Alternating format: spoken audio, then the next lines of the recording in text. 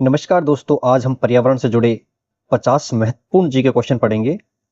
हर प्रश्न के चारों विकल्पों के साथ सही उत्तर और उसका आसान विवरण भी समझेंगे। तो चलिए शुरू करते हैं पर्यावरण जी के 50 महत्वपूर्ण प्रश्न। पहला क्वेश्चन है, तालाब में पौधे, मछलियां, सूक्ष्म जीव, पानी, मिट्टी और सूर्य का प्रकाश एक दूसरे को प्रभावित करते हैं। यह किसका उदाहरण है? तो यह है पारिस्थितिक तंत्र का, इकोसिस्टम का, यानी जीवित और निर्जीव घटक मिलकर एक तंत्र बनाते हैं। तो ऑप्शन बी। क्वेश्चन नंबर 2, शहर में वाहनों की संख्या अचानक बढ़ जाती है, सबसे संभावित प्रभाव क्या होगा? तो सबसे ज्यादा प्रभाव किस पर होगा? वायु पर। वाहनों से धुआं और प्रदूषक गैस निकलेगी तो वायु प्रदूषण में वृद्धि होगी। तो ऑप्शन ए। क्वेश्चन नंबर 3, नदी में अनुपचारित औद्योगिक अपशिष्ट छोड़ा जाता है, सबसे पहले किस घटक की गुणवत्ता प्रभावित होगी? तो सबसे पहले अपशिष्ट सीधा नदी में गया तो सबसे पहले वो जल को दूषित करेगा। तो ऑप्शन सी। स्कूल के पास लगातार तेज हॉर्न बजाए जाते हैं, कौन सा प्रदूषण? तो कौन सा प्रदूषण होगा? ध्वनि प्रदूषण। अगला क्वेश्चन है, ओजोन परत के क्षरण को रोकना क्यों महत्वपूर्ण है? क्योंकि जो ओजोन परत है वो सूर्य की हानिकारक किरणों से पृथ्वी की रक्षा करती है। तो ऑप्शन बी, हानिकारक परावैंगनी किरणों को रोकने में मदद करती है ओजोन परत। अगला क्वेश्चन है, किसी क्षेत्र में लंबे समय तक औसत तापमान बढ़ रहा है, यह किसका संकेत हो सकता है? तो किसका संकेत हो सकता है? जलवायु परिवर्तन का। लंबे समय से तापमान के बदलाव से संबंधित है, तो जलवायु परिवर्तन से। अगला क्वेश्चन है, जलवायु परिवर्तन को कम करने में कौन सा कदम सीधे मदद करता है? तो स्वच्छ और नवीकरणीय ऊर्जा का उपयोग बढ़ाना जलवायु परिवर्तन को कम करने में सीधा मदद कर सकता है। Option C. अगला क्वेश्चन है, ग्लेशियरों के बड़े पैमाने पर पिघलने से समुद्र के स्तर पर क्या प्रभाव पड़ सकता है? तो बच्चों, क्या प्रभाव पड़ेगा? समुद्र का जो स्तर है, पानी का स्तर बढ़ सकता है। तो ऑप्शन ए। अगला क्वेश्चन है, सूखे की आशंका वाले क्षेत्र में जल भंडारण की बेहतर व्यवस्था करना किसका उदाहरण है? तो किसका उदाहरण होगा वो? यानी भविष्य की परिस्थिति के अनुसार तैयारी करना, उसे हम क्या कहते हैं? अनुकूलन, एडेप्टेशन, अनुकूलन।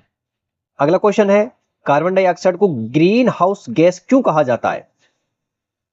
कार्बन डाइऑक्साइड को ग्रीन हाउस क्यों कहा जाता है? इसमें ऑप्शन ए, पृथ्वी से निकलने वाली ऊष्मा के कुछ हिस्से को रोकने में योगदान देती है। तो ऑप्शन ए, क्योंकि CO2 पृथ्वी के ऊष्मा संतुलन को प्रभावित करने वाली प्रमुख ग्रीन हाउस गैसों में से एक है। अगला क्वेश्चन है, जंगल में पेड़, घास, कीट, पक्षी, विभिन्न स्तनधारी पाए जाते हैं, यह क्या दर्शाता है? क्या दर्शाता है? जैव विविधता, विभिन्न प्रकार के जीवों की विविधता दर्शाता है। Option B. जंगल का प्राकृतिक आवास नष्ट होने पर क्या प्रभाव पड़ सकता है? क्या प्रभाव पड़ेगा?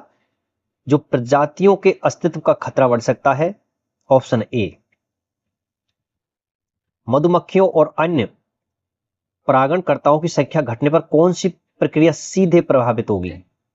तो परागण की प्रक्रिया। अगला क्वेश्चन है, किसी प्रजाति के पृथ्वी से पूरी तरह समाप्त हो जाने को क्या कहेंगे? यानी कोई प्रजाति पृथ्वी से बिल्कुल समाप्त हो गई तो उसे हम क्या कहेंगे? तो उसे क्या कहेंगे हम?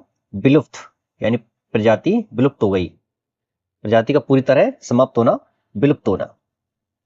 अगला क्वेश्चन 15, केवल जानवरों की रक्षा करने के बजाय उनके आवास की रक्षा क्यों जरूरी है?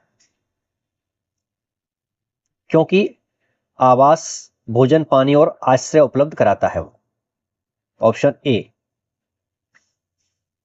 अगला क्वेश्चन है, जल चक्र में सूर्य की ऊर्जा की सबसे महत्वपूर्ण भूमिका क्या है? तो जल चक्र में सूर्य की जो ऊर्जा की सबसे महत्वपूर्ण भूमिका है वो बाष्पीकरण में सहायता करना। Option B. अगला क्वेश्चन है, वर्षा जल को टंकियों और भूमिगत संरचनाओं में एकत्र करने का मुख्य उद्देश्य क्या है? जल का संरक्षण और उपयोग करना। अगला क्वेश्चन है भूजल का उपयोग उसके पुनर्भरण से लगातार अधिक हो तो क्या होगा? तो भूजल स्तर घट जाएगा, ऑप्शन ए। ये तो मुझे ड्रिप सिंचाई का प्रमुख लाभ क्या है? ड्रिप सिंचाई की जाती है, उसका प्रमुख लाभ क्या है? उससे पानी की बर्बादी कम होती है। अगला क्वेश्चन है नदी में कचरा जाने से रोकने का सबसे उचित तरीका क्या हो सकता है? कचरे का पृथक्करण और उचित निपटान करना, यानी कचरे का अलग अलग करना और उसका अच्छी तरीके से निपटान करना, ऑप्शन बी। अगला क्वेश्चन है 3R में रिड्यूस को रिसाइकल से पहले क्यों रखा जाता है? क्योंकि कचरा पैदा होने को ही कम करना बेहतर है। अगला क्वेश्चन है फल सब्जियों के छिलके अलग रखने का सबसे अच्छा कारण जैविक कचरे के रूप में कंपोस्ट किया जा सकता है। यदि फल सब्जियों के छिलकों को हम अलग अलग रखेंगे तो जैविक कचरे के रूप में कंपोस्ट किया जा सकता है, ऑप्शन ए।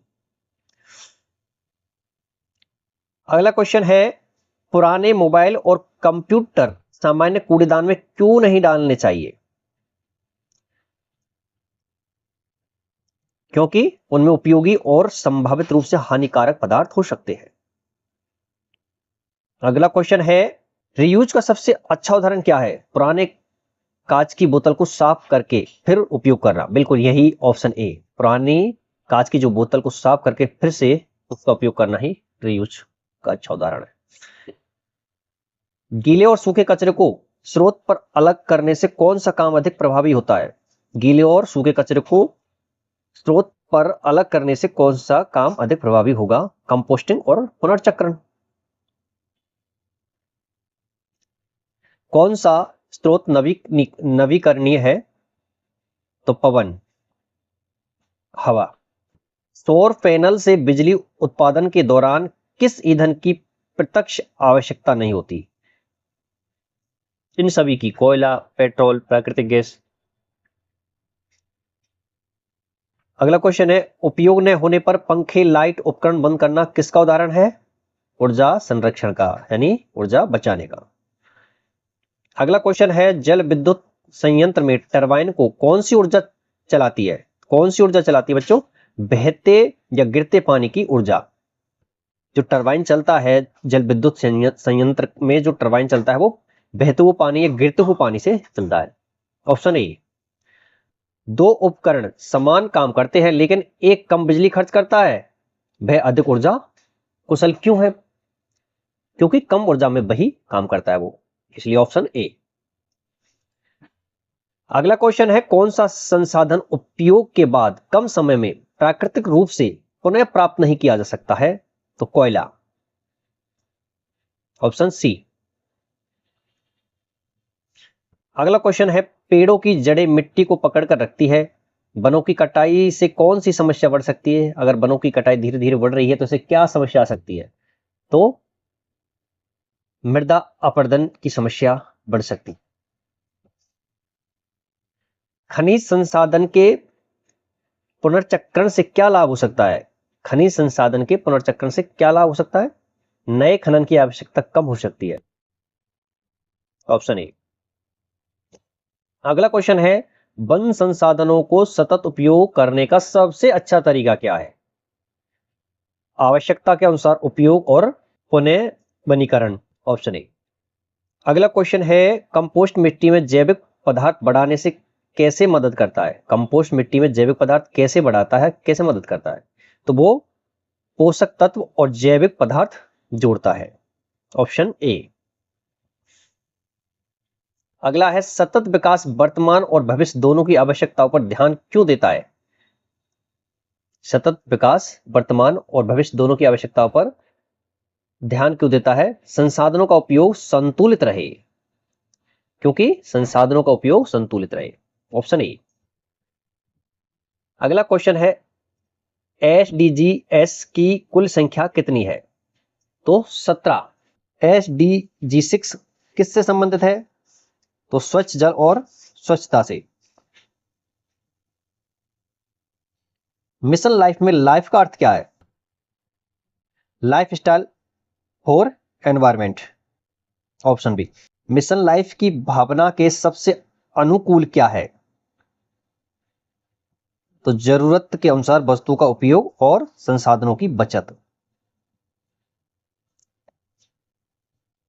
अगला क्वेश्चन, वन जीव संरक्षण अधिनियम वाइल्ड लाइफ प्रोटेक्शन एक्ट किस वर्ष बनाया गया था?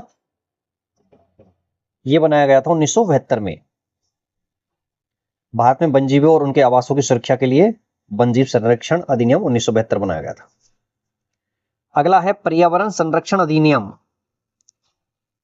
एनवायरमेंट प्रोटेक्शन एक्ट भारत में किस वर्ष बनाया गया था? तो यह बनाया गया था 1986 में। पर्यावरण की रक्षा और प्रदूषण को नियंत्रित करने के लिए बनाया गया था। यह अधिनियम भोपाल गैस त्रासदी 1984 के बाद बनाया गया था। अगला क्वेश्चन है, राष्ट्रीय उद्यान और वन्यजीव अभ्यारण्य का सबसे महत्वपूर्ण उद्देश्य क्या होता है? जो राष्ट्रीय उद्यान और वन्यजीव अभ्यारण्य है उनका उद्देश्य वन्यजीव और प्राकृतिक आवास का संरक्षण करना। Option A. अगला क्वेश्चन है, संकटग्रस्त वन्यजीव प्रजाति की रक्षा के लिए सबसे प्रभावी कदम। तो आवास की रक्षा और अवैध शिकार पर नियंत्रण। अगला क्वेश्चन है, पर्यावरणीय कानूनों का मुख्य उद्देश्य क्या है? जो पर्यावरण से संबंधित जो कानून बनाए गए हैं उनका मुख्य उद्देश्य क्या है? पर्यावरण की रक्षा करना, प्रदूषण को नियंत्रित करने के लिए नियम बनाना। विश्व पर्यावरण दिवस और विश्व जल दिवस कब मनाए जाते हैं? तो विश्व पर्यावरण दिवस 5 जून को मनाया जाता है और विश्व जल दिवस 22 मार्च को मनाया जाता है। Option A. अगला क्वेश्चन है, पृथ्वी दिवस और अंतर्राष्ट्रीय जैव विविधता दिवस। तो पृथ्वी दिवस 22 अप्रैल को मनाया जाता है और अंतर्राष्ट्रीय जैव विविधता दिवस 22 मई को मनाया जाता है। तो ऑप्शन बी सही होगा इसमें। विश्व वन्यजीव दिवस कब मनाया जाता है? विश्व वन्यजीव दिवस कब मनाया जाता है? तो 3 मार्च को मनाया जाता है। अगला क्वेश्चन है, अंतर्राष्ट्रीय वन दिवस कब मनाया जाता है? तो अंतर्राष्ट्रीय वन दिवस 21 मार्च को मनाया जाता है। लास्ट क्वेश्चन है, विश्व ओजोन दिवस और विश्व आर्द्रभूमि दिवस कब मनाए जाते हैं? तो विश्व ओजोन दिवस 16 सितंबर को, विश्व आर्द्रभूमि दिवस 2 फरवरी को। तो ऑप्शन ए। दोस्तों, अगर आपको इस सारे क्वेश्चन की पीडीएफ चाहिए तो हमारे व्हाट्सएप चैनल पर जाकर पीडीएफ फ्री में डाउनलोड कर सकते हैं। अगर आपको वीडियो अच्छी लगी हो तो लाइक और सब्सक्राइब करें। धन्यवाद।